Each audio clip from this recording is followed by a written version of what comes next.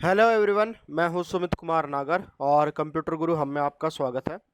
आज जो टॉपिक हम करने जा रहे हैं वो है returning multiple values from a function. इससे पहले हम बात कर चुके हैं कि हमारे पास जो फंक्शंस होते हैं पाइथन में वो दो तरह के होते हैं। एक फंक्शन जिसमें कोई वैल्यू रिटर्न होती है और एक फंक्शन जिसमें कोई वैल्यू रिटर्न नहीं होती है। उसके अंदर डायरेक्ट प्रिंट स्टेटमेंट भी होती है। अगर प्रिंट स्टेटमेंट की बजाय अगर मैं रिटर्न स्टेटमेंट भी लिखना चाहूँ तो रिटर्न स्टेटमेंट ही लिखूंगा मैं। उसके सामने कुछ नहीं होगा, कोई वैल्यू नहीं होगी।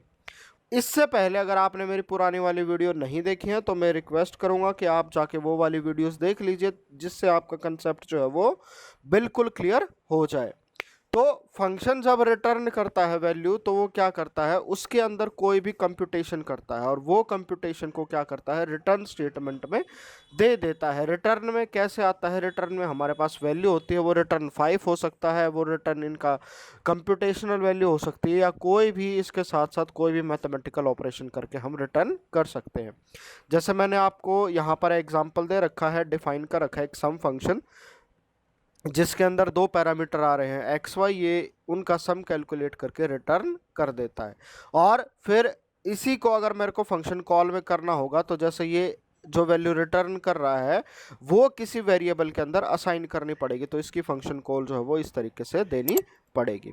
और जो फंक्शन कोई भी वैल्यू रिटर्न नहीं करता है उसके अंदर हम क्या करते हैं, अगर मान लो वो कोई कंप्यूटेशन या तो करता नहीं है, तो करता नहीं है तो सिर्फ प्रिंट स्टेटमेंट होती है, जैसे यहाँ पर दिखा रखा है कि उसने प्रिंट करवाया है।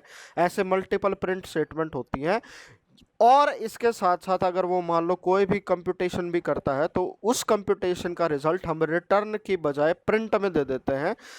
और ये जो फंक्शन है वो कोई वैल्यू रिटर्न नहीं कर सकता है। इसके अंदर क्या हो सकती है, रिटर्न स्टेटमेंट हो भी सकती है और नहीं भी हो सकती है। या तो मैं प्रिंट के ऊपर ख़त्म कर दूंगा, अगर मुझे रिटर्न स्टेटमेंट डालनी ही है तो उसके आगे कोई भी वेरिएबल का नाम नहीं होगा। फिर उसके बाद जो मेन इंपॉर्टेंट चीज़ होती है वो होती है रिटर्निंग मल्टीपल वैल्यूज़। अगर आपने बाकी और कोई प्रोग्रामिंग लैंग्वेज पढ़ी है, सी प्लस प्लस जावा, उसके अंदर कोई भी अगर प्रोग्राम रिटर्न करता है तो वो बस एक वैल्यू रिटर्न करता है। सिर्फ पाइथन हमें ये आज़ादी दिलाती है, ये फ्रीडम दिलाती है कि जिसकी वजह से मैं क्या कर सकता हूँ, मल्टीपल वैल्यूज जो है वो एक साथ रिटर्न कर सकता हूँ। और वो रिटर्न करने के लिए हमें क्या करना होता है, जो रिटर्न स्टेटमेंट है उसके अंदर हमें मल्टीपल वैल्यूज लिख सकते हैं, वेरिएबल लिख सकते हैं या एक्सप्रेशन लिख सकते हैं, और वो सारी जो होंगी वो कोमा के थ्रू सेपरेटेड होंगी। तो उसके लिए हम क्या कर सकते हैं, जैसे रिटर्न एक्स वाई जेड कर दिया, रिटर्न कोई भी यहाँ पर जो मैथमेटिकल कैलकुलेशन करके डायरेक्टली उसको रिटर्न करा सकते हैं और वो रिटर्न हो जाएगा। ये फंक्शन रिटर्न कर तो रहा है, बट इस रिटर्न को डील कैसे किया जाए, इस रिटर्न को हम फंक्शन कॉल के थ्रू कैसे करेंगे। हमें पता है कि जो टपल होता है वो एक ऐसा होता है जो म्यूटेबल होता है, जिसके अंदर हम चेंज कर सकते हैं।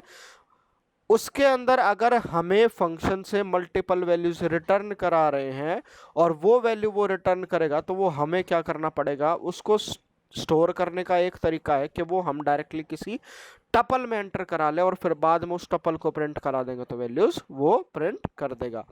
अगर तरीका ये नहीं होता तो हम दूसरा तरीका यूज कर सकते हैं। उसके अंदर हम क्या कर सकते हैं, टपल की बजाय जितने भी आर्ग्यूमेंट रिटर्न हो रहे हैं उतने ही जो है लेफ्ट साइड की तरफ हम वेरिएबल दे देंगे। हमें पता है पाइथन में जो है मल्टीपल असाइनमेंट हो जाता है, सिर्फ ये पाइथन में ही होता है और किसी लैंग्वेज में नहीं होता है।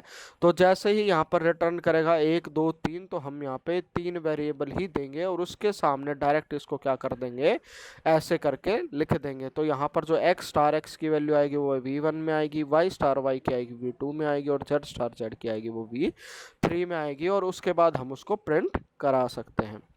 तो इस तरीके से जो है हम इन वैल्यू के साथ डील कर सकते हैं। इसका प्रैक्टिकल एग्जांपल मैं आपको करके दिखा देता हूँ। तो हमने अपना आइडियली ओपन कर लिया है, तो हम एक फंक्शन डिफाइन करेंगे सम, उसके अंदर जो पैरामीटर है वो दे देते हैं x, y दे दिया है, कॉलन लगाएंगे, s is equal to x plus y कर देते हैं और फिर बाद में क्या कर देते हैं, रिटर्न करा देते हैं s को। तो ये हमने एक फंक्शन डिफाइन करवा दिया है। इसको कॉल करने के लिए अगर मैं यहाँ पर डायरेक्टली कॉल करूँगा, मैं आपको दिखा देता हूँ, अगर बिना रिटर्न कर रहा है और कोई वैल्यू दे देंगे तो इसने जो है वो डायरेक्ट जो है वो वैल्यू हमें यहाँ पर दे दी है। और इसको चाहूँ तो मैं ऐसे भी असाइन करवा सकता हूँ कि सम यहाँ पर दिया है मैंने 10,20 दे देते हैं, फिर उसके बाद इसको हम एंटर करा देते हैं, फिर प्रिंट करा देते हैं लास्ट में रिजल्ट को। तो जैसे ही इसको प्रिंट कराऊंगा वैल्यू प्रिंट होगी। अगर मान लो यही फंक्शन मुझे जो है वो बिना रिटर्न स्टेटमेंट के बनाना होता और यहाँ पर अगर मैं लिख देता, तो यहाँ पर कर देते हैं x, y, फिर कॉलन, फिर यहाँ पर क्या कर देते हैं हम डायरेक्ट यहाँ पर क्या कर देते हैं, प्रिंट कर देते हैं कि s प्लस y। यहाँ पर जो है डायरेक्ट जो है वो प्रिंट स्टेटमेंट हो जाएगी। फिर अगर मैं इस फंक्शन को कॉल करूँगा, यहाँ पर वैल्यू दे देते हैं 10,20, तो यहाँ देखिए, तो यहाँ पर जो हमारा डायरेक्ट जो है वो वैल्यू प्रिंट हो गई है। तो इसी वाले फंक्शन को हमने रिटर्न के साथ बना दिया है और बिना रिटर्न के साथ भी बना दिया, तो इस तरीके से काम कर सकते हैं। फिर दूसरा जो था, हम मल्टीपल वैल्यूज रिटर्न करने के लिए बना लेते हैं। सेम यही वाला जो फंक्शन है वो आपको मैं बना के दिखा देता हूँ।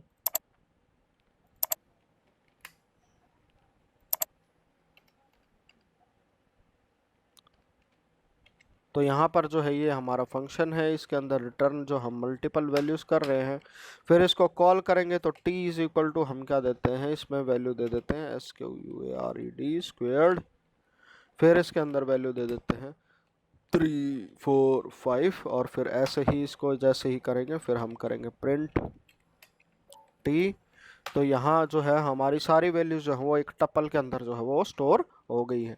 अगर टपल का यूज़ नहीं करना चाहता तो मैं यहाँ पे जैसे कर लेता हूँ, मैं K1, K2, K3 यहाँ पे कर लेता हूँ और इसके अंदर स्क्वेयर्ड की वैल्यू डाल देते हैं और फिर इसके अंदर हम जो है अलग अलग पैरामीटर दे देते हैं, जैसे 9, 8, 7। तो इस तरीके से ऐसे करेंगे। तो फिर उसके बाद अगर मैं यहाँ पर करा देता हूँ प्रिंट, यहाँ करा देते हैं K1, K2 एंड K3, तो यहाँ देखिए तो सब की वैल्यू जो है इस तरीके से आ गई है। तो मल्टीपल वैल्यूज के साथ हम इस तरीके से काम कर सकते हैं। आई होप आपका कंसेप्ट क्लियर हुआ होगा और आपको चीज़ें समझ में आई होंगी। प्रैक्टिकली चीज़ें आपको लगा होगा, अगर पहली बार देख रहे हैं तो बहुत तेज हुई है। अगर आपने पहली बार मेरी क्लासेस अटेंड कर रहे हैं तो मैं आपसे कहना चाहूँगा कि चैनल को सब्सक्राइब कीजिएगा, साथ में लाइक कीजिएगा और पीछे वाली सारी वीडियोस देख लीजिएगा ताकि आपका कंसेप्ट क्लियर हो जाए। जो मेरे करंटली स्टूडेंट हैं उनके लिए ये असाइनमेंट है कि जो भी उन्होंने अब तक का जितना भी किया है वो सारी चीज़ें प्रैक्टिकली इम्प्लीमेंट करके मेरे को भेजें। और बाकी अगर आपको वीडियो अच्छी लगी है तो लाइक ज़रूर कीजिएगा, शेयर कीजिएगा ताकि ज़्यादा से ज़्यादा लोगों के पास जो है वो नॉलेज पहुंच सके। तो आई होप आपका कंसेप्ट क्लियर हुआ होगा। अगर नहीं हुआ है तो कमेंट कीजिएगा, मुझे बताइएगा, पर्सनली मैसेज कीजिएगा, कंप्यूटर गुरु हब का टेलीग्राम ग्रुप ज्वाइन कीजिएगा। अगर आपको किसी वीडियो की रिक्वेस्ट करनी है तो कमेंट करिए या मुझे पर्सनली मैसेज कीजिए। तो आज की वीडियो में इतना ही। Thank you all, thank you for watching.